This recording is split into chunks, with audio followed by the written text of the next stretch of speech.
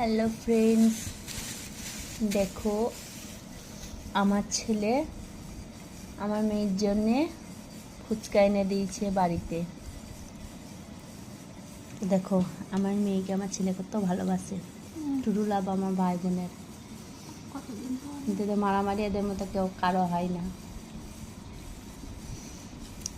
এটা দই ফুচকা, তাই তো? এটা দই ফুচকা, এটা তেঁতুল পানি, আর সারাদিন তেঁতুলে খাওয়া যায়। আর এটা ফুচকা কই,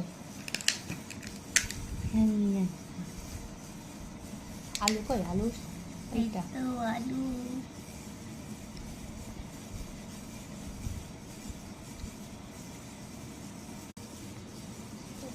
খাও, খাবে? খাবে।